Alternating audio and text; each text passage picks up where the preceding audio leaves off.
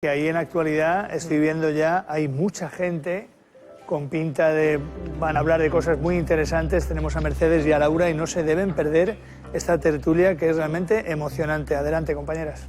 Muchas gracias, Juan. Tienes mucha razón, son mucha gente y muy buenos profesionales, porque fíjense, hoy nos acompañan nada más y nada menos que 5 flamantes medallas de Andalucía. Ellos son 5 miembros del equipo médico que operó a Carlos Aguilera. ¿Recuerdan ustedes ese joven de 27 años al que le extirparon un tumor cerebral mientras que tocaba el saxofón? Unas imágenes que además dieron la vuelta al mundo porque se trataba de una intervención quirúrgica sin precedente y sin duda un gran logro de nuestra sanidad pública andaluza. Y por cierto, estamos hablando de la medalla de Andalucía. Ya saben ustedes que todo buen trabajo tiene su recompensa. Yo aquí diría que la recompensa es doble. Por un lado, el paciente sale adelante con éxito. Y por otro lado, esta medalla de Andalucía, que por cierto, compañeros, nos va, por si podemos verla, porque nos va a presidir durante toda esta entrevista. La recogió ayer el jefe de sección, el jefe de área, y hoy nos acompañan estos 5 miembros. Yo voy a pasar a presentarlos ya aquí,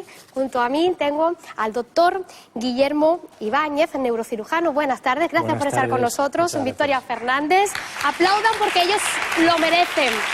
Neurofisióloga, buenas tardes. Y al otro lado, justo al lado de mi compañera Laura, tenemos a Esperanza Cruz, anestesista. Buenas tardes, Esperanza, gracias. Ana Gómez y Ángela Navarro, que ya son enfermeras. Gracias por estar con nosotros. Y bueno, la primera pregunta es un poco generalizada. El día de ayer me imagino que lo vivieron con ilusión, pero ¿qué supone para este pedazo de equipo de profesionales recoger, yo diría, la máxima distinción de nuestra tierra, de Andalucía, con esa medalla? Pues mucho orgullo, la verdad. Y bueno, pues es un reconocimiento, y así lo hemos tomado, a una labor de muchos años, ¿no?, de trabajo y bueno, que nos ha permitido en un momento dado poder ponernos a la altura de lo que requería Carlos, ¿eh? Y bueno, eso es un trabajo de mucho tiempo y así nos lo hemos tomado, como ese reconocimiento a esa labor de años, no solo del equipo de neurocirugía, sino del equipo de neurofisiología, de anestesia, de toda enfermería, pues que bueno, que día a día trabajamos para poder sacar adelante los pacientes lo mejor posible. Y trabajan y mucho, además, dicen, esto tiene que ser el fruto, el resultado de años de esfuerzo y de trabajo. Quien lo dice es el neurocirujano que no solo coordinó toda aquella operación de 12 horas en aquel momento, sino que además ahora se está encargando de forma directa de la recuperación día a día, pasito a paso, de Carlos. Pero nosotros, para los neófitos, los que no sabemos de medicina, doctor, no podemos entender o no sabemos por qué un equipo multidisciplinar como el suyo de repente opta por algo que a priori parece tan descabellado como operar a alguien cuando a la vez está tocando el saxofón. ¿Por qué deciden, en el caso de Carlos, hacer esto justo que parece ciencia ficción y no otra cosa? Bueno, las operaciones como las de Carlos, digamos, en tumores en la profundidad del hemisferio izquierdo, es necesario hacerlas despierto porque en el hemisferio izquierdo es donde están, en la inmensa mayoría de los seres humanos, el área del lenguaje, tanto el lenguaje que hablamos como el que entendemos. Y en el caso de Carlos, que es músico profesional y empezó con los estudios musicales antes de los 9, 12 años de edad, sabemos que esos conocimientos musicales se han fijado con más intensidad en el lado izquierdo. Y entonces por eso necesitábamos con Carlos ir un paso más allá. Y por eso lo tuvimos, bueno, pues leyendo partituras y tocando el saxofón para poder tener controladas zonas cerebrales, digamos, relacionadas con el lenguaje musical. Cuando Carlos Aguilera nos visitó en el programa, yo recuerdo cómo él nos decía, claro, a mí la primera vez que me dicen los médicos, se reúne conmigo el equipo médico y me dice que esta intervención va a ser mientras yo estoy tocando el saxofón, claro, dice, yo al principio creía que era broma, pero Victoria, ¿cómo reaccionó él en esos primeros momentos? ¿Cómo ha sido el trato en todo momento con él? Bueno, al principio sí que es verdad que se sorprende porque no es tan conocido que se puede operar pues con las condiciones de anestesia pues un paciente despierto. Pero una vez que se lo explicamos y le explicamos sobre todo la parte del lenguaje musical, que iba a leer algunas partituras, que iba a tocar el saxo, pues muy colaborador. Él ha sido ha sido la verdadera estrella de esta operación, porque fue muy colaborador desde el principio, pues siempre en todo momento estuvo dispuesto a ayudar durante la intervención y bueno, ahora en la recuperación. Ellos dice el equipo que la estrella ha sido el paciente, imagínense cuánta modestia hay, pero desde luego, por mucho que intentemos entender algo de lo que ellos hicieron allí esas 12 horas, para mí yo creo que todo el mundo estará de acuerdo, casi lo que más nos sorprende de todo esto que parece magia es cómo consigue alguien, en este caso el anestesista, que pueda estar una persona con la cabeza literalmente abierta, que le están tocando el cerebro y ni siquiera está dormido, porque todavía cuando tenemos esa anestesia general, para los que no sabemos, es más fácil entender que estas operaciones se puedan dar. Pero con alguien que está hablando, que está consciente, que sabe perfectamente las órdenes que usted le dan, ¿cómo es el trabajo de un anestesista previo y de máxima responsabilidad en una operación así? ¿Cómo lo consigue? Que pueda no tener dolor, pero a la vez... Bueno, en este tipo de intervenciones, como en todas, lo que nosotros hacemos es adaptarnos a las necesidades quirúrgicas. Entonces, digamos que desde el punto de vista anestésico tiene dos fases, ¿no? Entonces, hay una primera parte que duele, evidentemente, es cuando el cirujano abre piel y todas las capas hasta llegar al tejido cerebral. Entonces, en esos momentos, durante esas horas, que pueden ser horas, dependiendo, el paciente está dormido profundamente, pero respirando él solo. Eso es, digamos, la parte pues más novedosa o más difícil para el anestesista. Es más fácil un tubo conectarle un respirador. En este caso necesitábamos que esa parte, porque no solamente con la anestesia local que le puso el doctor Ibáñez era suficiente.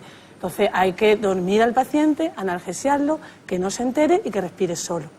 Y una vez que ya llegan al tejido cerebral, es importante saber que el cerebro no duele, no tiene terminaciones sensitivas dolorosas.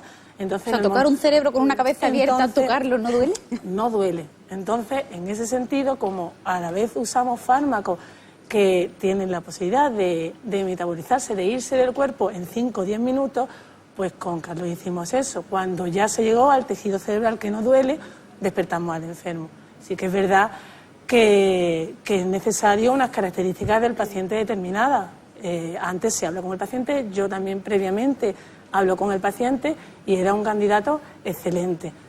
Como hemos dicho en otras ocasiones, Carlos se comportó estupendamente. Entonces, esa fase que aprovechamos que el cerebro no duele es cuando ya se realiza pues lo que es el mapeo cerebral y lo despertáis cuando tiene la cabeza abierta. Un paciente muy colaborador, quirúrgica. un paciente muy colaborador, ya lo dijo él en su momento, lo dijiste usted en esa rueda de prensa tras la intervención, pero doctor Ibáñez, en ese momento cuando ya estamos metidos en faena en el quirófano, exactamente qué es lo que ve el equipo médico mientras que Carlos habla, le hacían contar, ¿no?, muchas veces del 1 al 10 o está tocando el saxofón en este sentido. ¿Qué veían exactamente los médicos y qué esperabais? Nosotros lo que vamos buscando son las diferentes áreas cerebrales.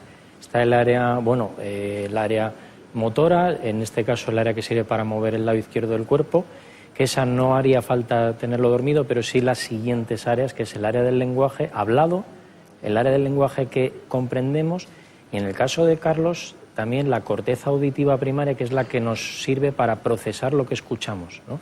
Entonces nosotros, por ejemplo, cuando estimulábamos esa zona y Carlos estaba tocando, automáticamente perdía las referencias, dejaba de poder escucharse bien y, pues se alteraba toda la música, ¿no?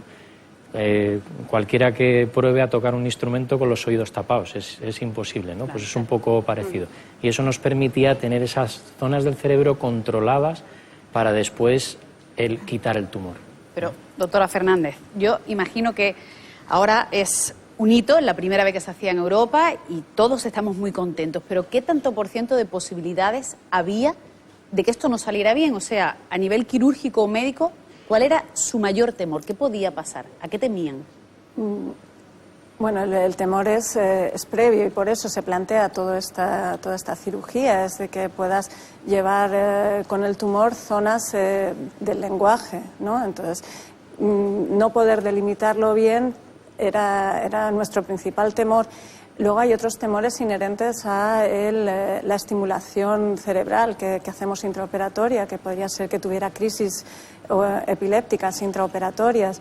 Hay una serie de riesgos y temores que se le comunicaron a Carlos y él estaba dispuesto a asumir y nosotros realmente le ofrecimos esta intervención para intentar evitar que tuviera los problemas que podía tener con ese tumor en ese sitio.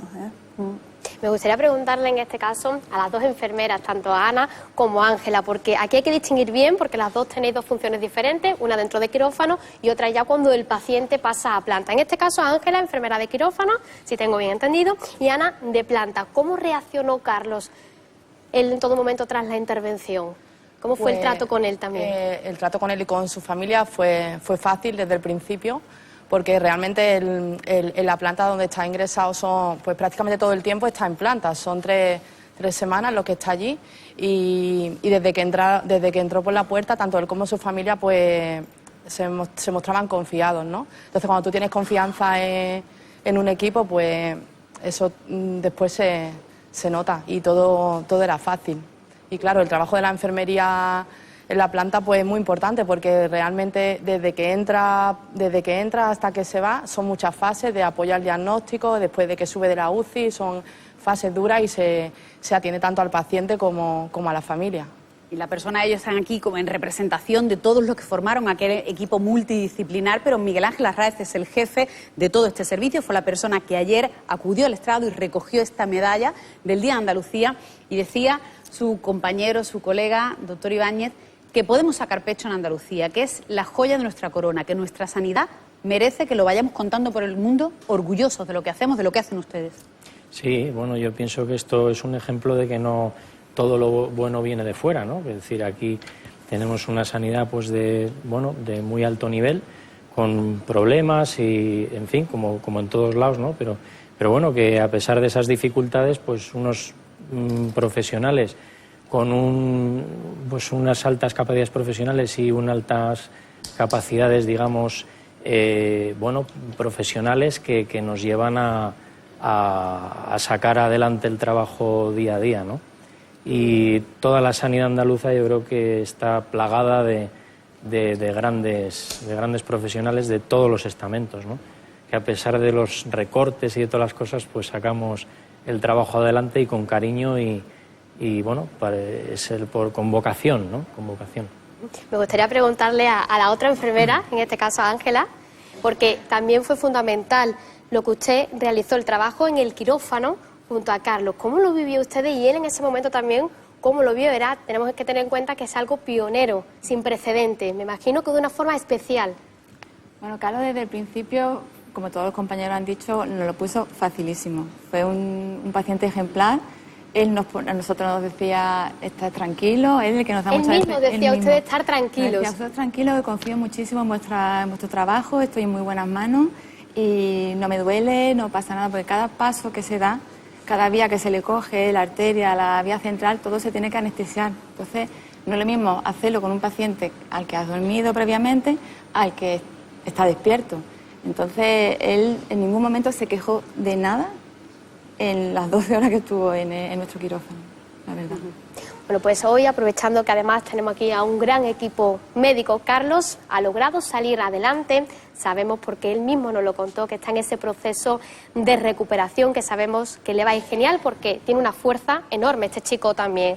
Pero hoy es el Día Mundial de las Enfermedades Raras y no todo el mundo tiene la misma suerte que Carlos. Por eso yo quiero, doctor, yo sé que tanto los médicos como las propias familias de las personas que tienen estas enfermedades raras, los científicos, lucháis día a día para avanzar y sobre todo encontrarle cura en medida de lo posible. ¿Qué le diría usted a todas las personas que en estos momentos nos están viendo y que sufren algún tipo de esta enfermedad, este tipo de enfermedades? Bueno, yo le diría que tenga confianza en el sistema sanitario andaluz y el sistema sanitario español, ¿no?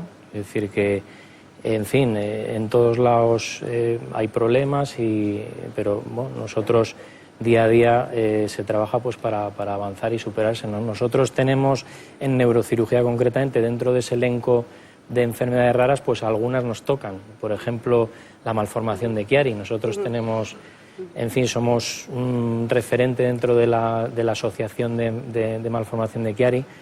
Yo creo que los pacientes nos tienen cariño. Seguir trabajando y el cariño es fundamental, como usted dice. Pues muchísimas gracias, doctor, y a todo este magnífico equipo. Y, por cierto, a los que no han venido. Enhorabuena, no solamente por esta medalla de Andalucía, aplaudan, sino por el trabajo que hacen día a día, que salvan vidas. Gracias. Y nosotros nos vamos a marchar, Laura, unos minutitos.